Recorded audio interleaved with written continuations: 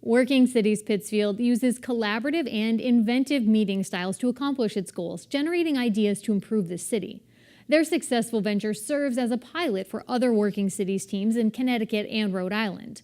I sat down with Alisa Costa, the initiative director of Working Cities Pittsfield, and Thaisa Giles, the community engagement director of Jacob's Pillow, to find out more.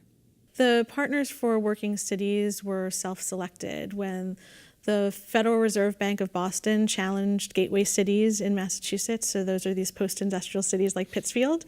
They challenged the city as a whole to work together toward a common goal. So different organizations needed to come to the table in order to apply for the grant. So it was people who, or organizations who really care about making the city a better place for everyone. And Jacob's Pillow is one of those partners that came to the table. Thaisa, so how was it that Jacob's Pillow saw the project, saw this idea, the Working Cities concept, and said, yeah, we want to be a part of it? Yep, absolutely.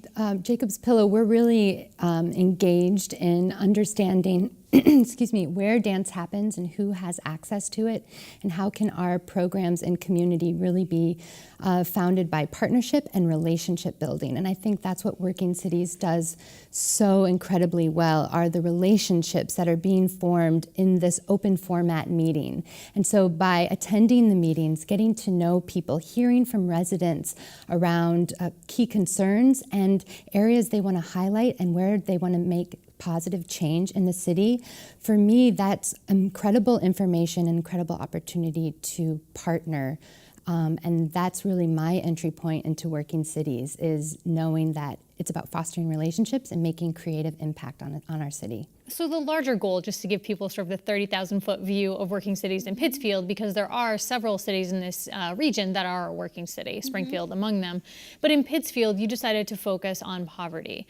How did you set that as the focus that you wanted to have? Well, poverty is really a huge point of isolation for residents. If you are struggling to make ends meet, if you don't have a car in the region, if you are working 3 jobs to piece together a living, you don't have the time or resources to really connect to your neighbors and the community at large. And when we held our community listening sessions ahead of applying for the grant, that's overwhelmingly what we heard, is this sense of isolation.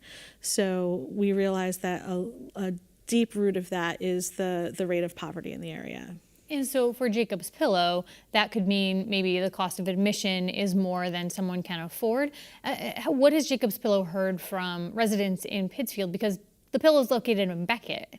So what has it heard from residents in Pittsfield? Well, a big area of focus for us is around equity and access. And so it looks like 2 things. One, it means bringing dance into community and partnering with community organizations and initiatives, especially Working Cities, to really dream and vision where dance can take place in the city of Pittsfield, whether that's at the Street Festival, Third Thursday, or in the Zion Lutheran Church, or the Boys and Girls Club, or the Christian Center, where Working Cities meetings are often held, matching artists with community members to use the creative practice of dance and the creative practice in general to sort of unlock the power of imagination and partnership. So it looks like access in another way as well, which is really thinking about transportation and the lack of transportation throughout Berkshire County. And talked about a lot, because the public transportation system is a little sporadic in certain spots, and it certainly would be a challenge to take a bus from Pittsfield to Beckett. I don't even think there's a route to go directly to the Pillow. There is no route. And so through the Working Cities process, really hearing again and again the key concerns around transportation, we were able to pilot in 2017 the Pittsfield to Pillow Express. And this comes directly out of the Working Cities meetings, hearing about key concerns around transportation.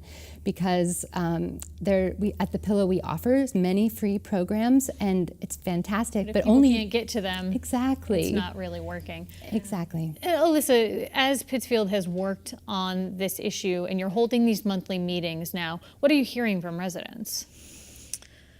There's a mix. Residents do have a lot of hope because this space is a place where they can connect to resources and power in the community. And that's really been that disconnect where we need that two-way conversation between policymakers, human service organizations, to hear from residents and their needs and their wants. So if it's an idea to make the city a better place, whether it's a community barbecue at Dower Square and they just need a little, we call it the scaffolding on the side, like you are being a leader, let's support you in that work and whatever that takes. And we rally around those ideas and help them grow. One of them was the Pittsfield to Pillow Express.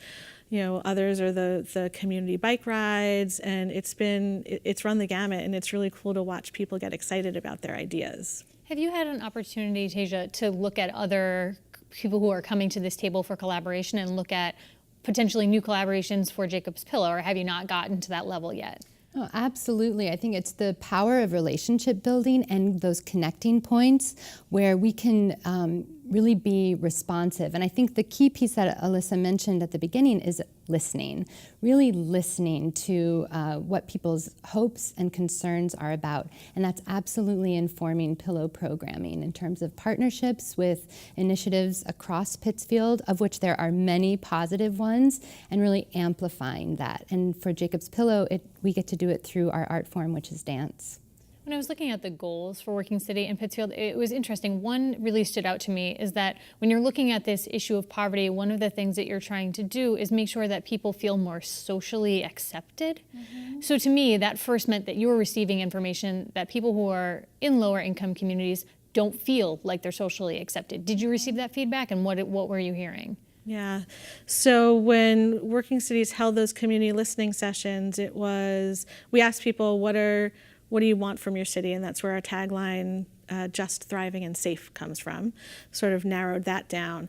But when we asked about their problems, it was this sense that it's great that we get these human services provided to us, but it's not great that we are made to feel less than human in order to receive them.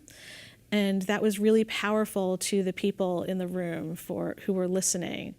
We decided this is not the city that we want to be in. We want a city where people feel welcome in all spaces. And we work on a regular basis to figure out what that is and break down those barriers. So there's cultural competency, there's transportation, there's having a welcoming space that provides food and childcare. When we hold Working Cities Wednesday, we don't use our titles. We're all Pittsfielders there. And that levels the playing field and reminds us that we are in this together as a city. And the only way we win is if we all win. Something else I've heard you talk about that I thought was interesting is this concept of flipping leadership models. What exactly does that mean to you? So, we talk a lot sometimes in these movements about power and control.